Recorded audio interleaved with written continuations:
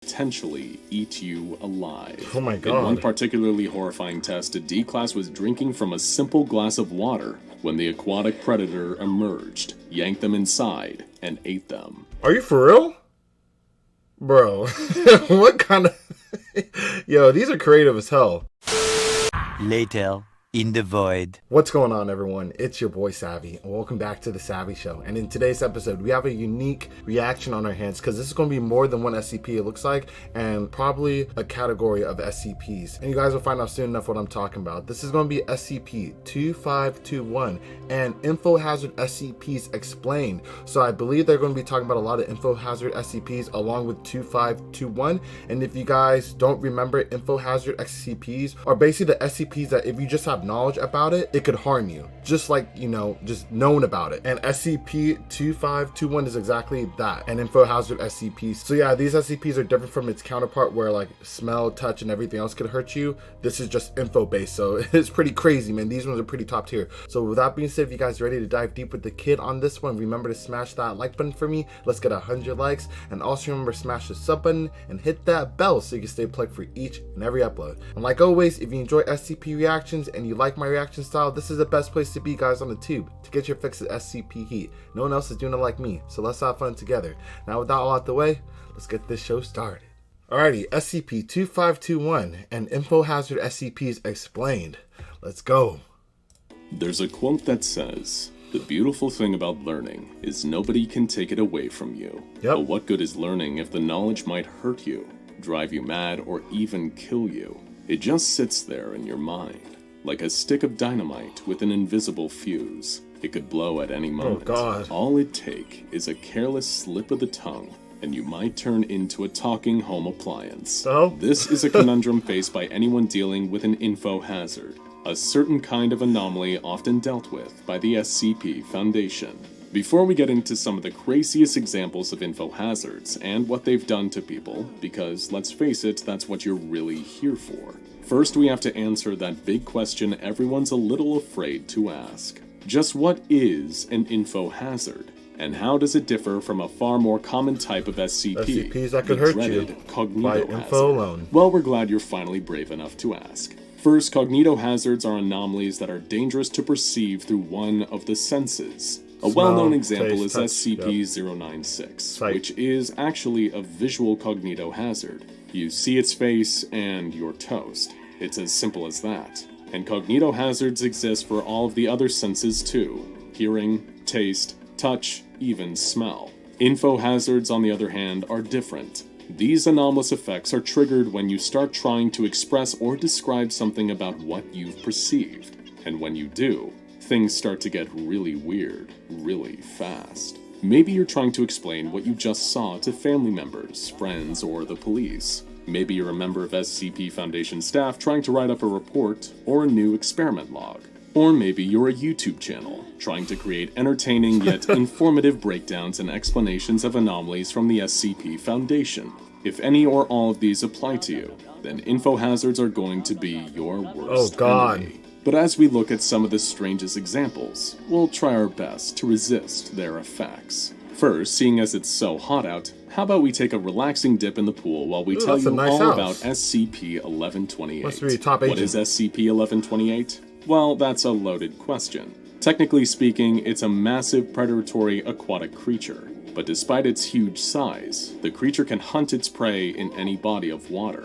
Whether you're stepping in a puddle, relaxing in the bath, or say chilling What? out in the pool, Really? SCP-1128 can track you down and potentially eat you alive. Oh my In one God. particularly horrifying test, a D-class was drinking from a simple glass of water when the aquatic predator emerged, yanked them inside, and ate them. Are you for real? Bro, what kind of... Yo, these are creative as hell. Okay, so maybe you're feeling a little nervous now, but don't worry, you're still safe. Some people have even survived their attacks from SCP-1128. Well, their initial attacks anyway. The creature has a tendency to come back again and again, relentless in its ravenous hunger for human flesh. Dang. Whenever it attacks successfully, Big boy. all that's left is some blood floating on the water. But again, please don't worry too much about this creature. We don't have another 682 on our hands. Oh God. After all, it's an info hazard. It can only start hunting you if you receive a written or verbal description of the creature. Oh, or some kind of visual representation of the creature too. Actually, on second thought, you might want to get out of the pool. Now. And put down that drink too. Instead, let us tell you a nice little story. Okay. You step into a bar, smelling of fine liquor and rich mahogany. You even get a whiff of some fine leather-bound book.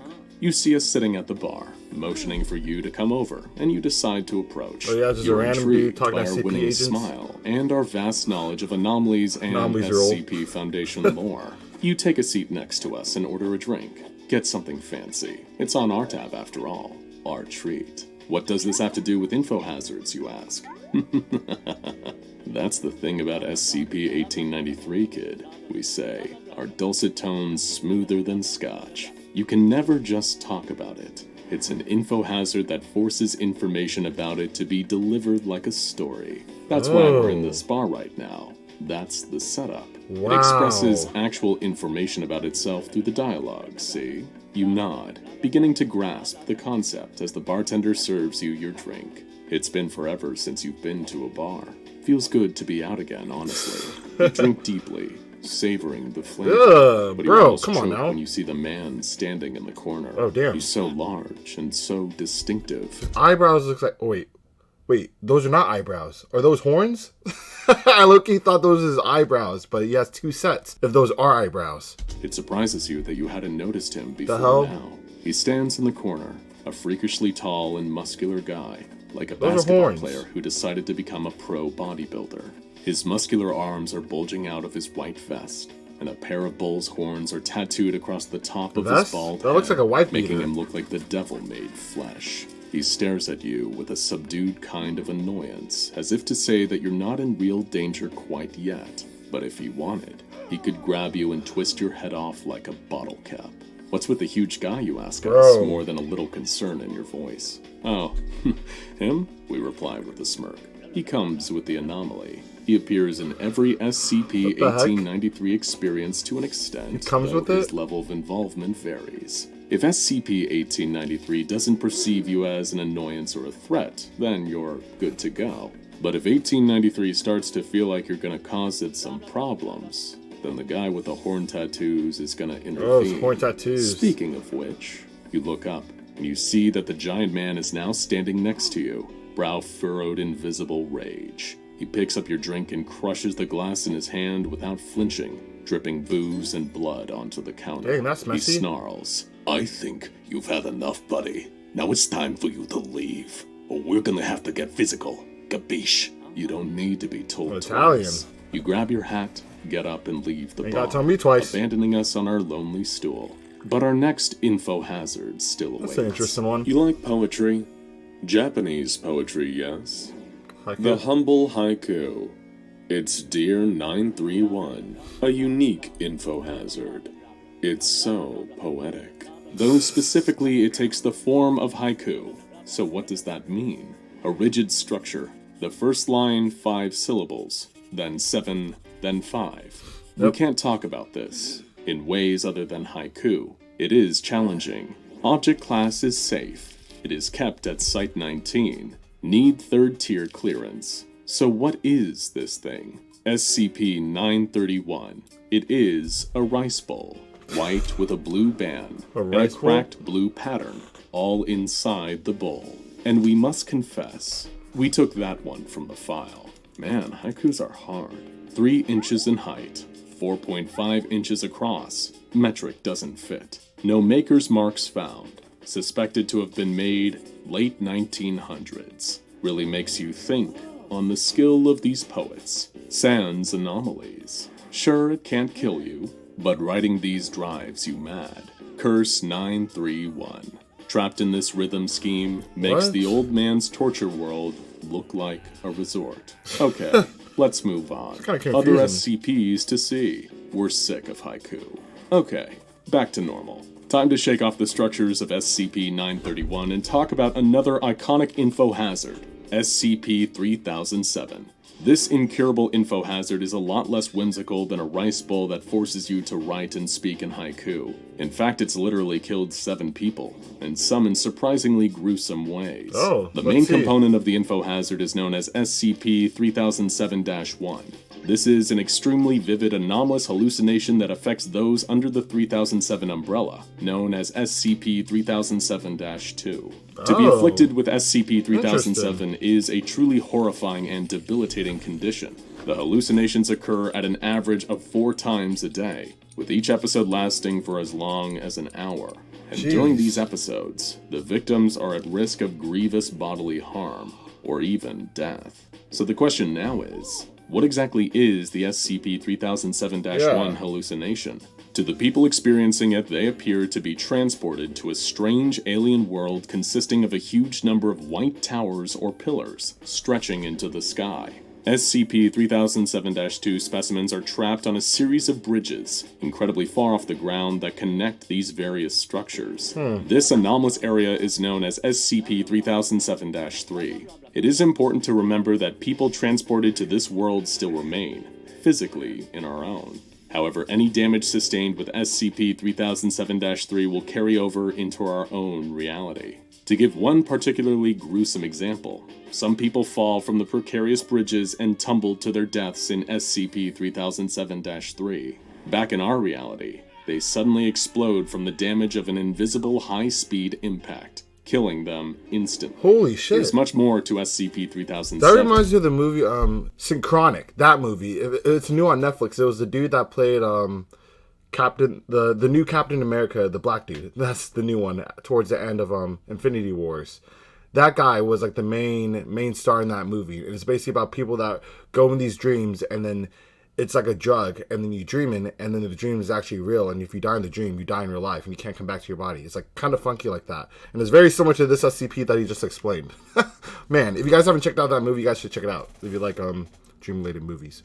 Enough that it probably warrants its own explanation, and the SCP Foundation takes it extremely seriously, believing that if the Infohazard is allowed to breach containment and become contagious, it could result in an XK-class end-of-the-world scenario. It's just info. As a result, anyone found to be infected by SCP-3007 is contained and summarily terminated to reduce the risk of its spreading. To make things even worse, there are also concerns about SCP-3007-3 seeping into our reality, as those standing within a 2-meter range of SCP-3007-2 during a 3007-1 episode can actually hear the sounds from the terrifying hallucinatory reality. What? Okay, that was a little scary. Okay, this is crazy. I actually want to cover that by itself. That SCP seems pretty deadly. Instead of falling to your death without falling at all, we talk about a nice movie.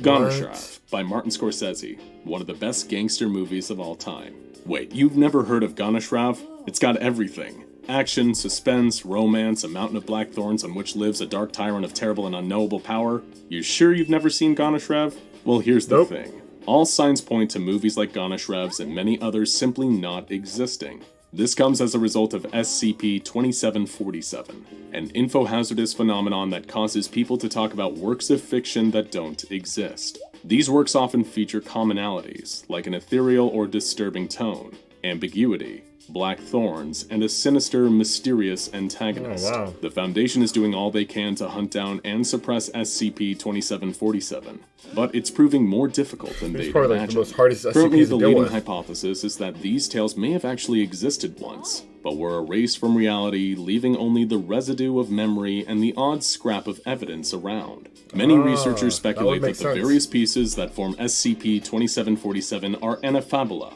pieces of fiction accidentally composed with the perfect elements to cause them to quite literally erase themselves over time. Now, the greatest concern that the Foundation has about these anafabulas is that they might actually be one, and their reality is on the precipice of collapse. But we really don't have time to unpack that right now. And like SCP-3007, a full explanation of this anomaly would take some time and is probably best tackled on its own. Yeah, for real. But there you have it, folks. Infohazards. I'm gonna look that They all say that knowing is half the battle, but in this case, it is the whole battle, and if you know, you lose. Not really a battle at all, come to think of it. More of a trap. But whether it's a vicious megafish, a strangely buff man with bull tattoos, a poetic rice bowl, or a nightmarish ordeal of daily hallucinations, there is no doubt that Infohazards are some of the most strange and fascinating anomalies that the Foundation has to offer. Oh, and of course, how could we forget the most well-known Infohazard of all, SCP-2521. This entity is so info-hazardous that its Foundation file entry is written in pictograms. This is because whenever information is recorded about this entity, it manifests and steals it. If you write it down, it'll take the paper. If you make a note of it on a computer, it'll take the computer. And of course, if you talk about it, it'll... Oh no, no, no, again, no, no, no, no! Ah! Oh, that was a close one. But I'm okay. For now, at least. Oh my god. But don't worry about me. Go check out SCP XK Class End of the World Scenarios. Oh my god, that's actually kind of cool because it's interesting that they did that one towards the end because even if you talk about it, it will take you, and that's why it wasn't so long. I saw what they did there. It's pretty cool. But with that being said, if you guys enjoyed this SCP reaction, please remember by smashing that like button for me. Also, smash the sub button and hit that bell so you stay plugged for each and every upload. And also let me know what you guys thought about the breakdown of all these Infohazard SCPs. The one I'm really intrigued with is SCP-3007. That one looks pretty crazy. I might have to tackle that one on a later note. But with that being said, unfortunately, that concludes today's episode. However, I'll catch you guys on the next one.